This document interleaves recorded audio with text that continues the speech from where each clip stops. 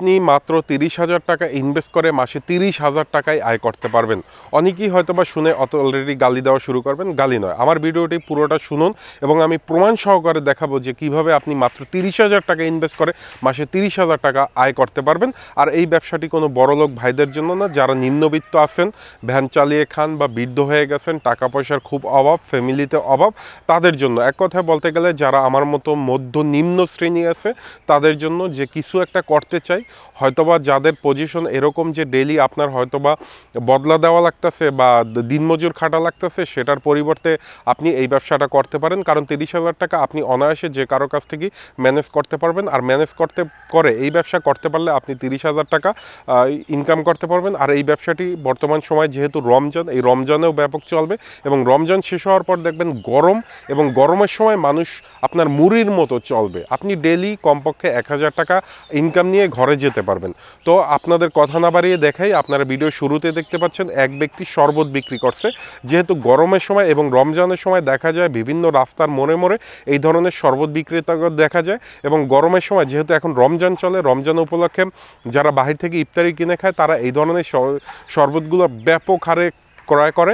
এবং আপনি চাইলে ১২ মাসই এটা চালাতে পারবেন। যখন গরম পড়বে তখন এটার চাহিদা মানে বিক্রি করে কুল পাবেন না। আপনি ৩০,০০০ টাকা ইনভেস্ট করে ডেলি আপনি ২,০০০ টাকাও আয় করতে পারবেন।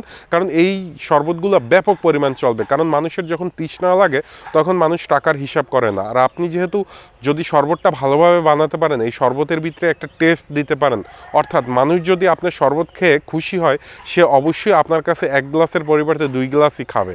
আর আপনি এই শরবতের ব্যবসাটা গ্রাম কিংবা শহর বা উপজেলা শহর সব জায়গায় করতে পারবেন। তবে হ্যাঁ, যে জায়গায় জনসম্মুখীন বেশি, বিশেষ করে আপনার শহর মিনিমাম উপজেলা বাজার এবং জেলা সদর এবং ঢাকা শহর, বরিশাল শহর বা বিভাগীয় শহরগুলোতেও আপনি করতে পারেন। অনায়াসে আপনার এই শরবত ভালো চলবে। তো এবার আসি ৩০,০০০ টাকা কীভাবে ইনভেস্ট করবেন। আপনারা যে শরবতের যে দেখলেন যে গ্লাসের পাত্রটায় শরবতটা রাখছে, এই ধরনের একটা গ্লাসের পাত্র আপনার বানাতে সর্বমোট খরচ যাবে ৫ থেকে ৬,০০০ টাকা। আর একটি টেবিল কিনবেন। টেবিল না কিনলে আপনি ছোটো আকারে একটি গাড়ি বানিয়ে নিতে পারেন, যে গাড়িটা করে আপনি বিভিন্ন জায়গায় ঘুরতে পারবেন। আর এখানে যেটা লাগবে গ্লাস, আপনার বিশুদ্ধ পানি।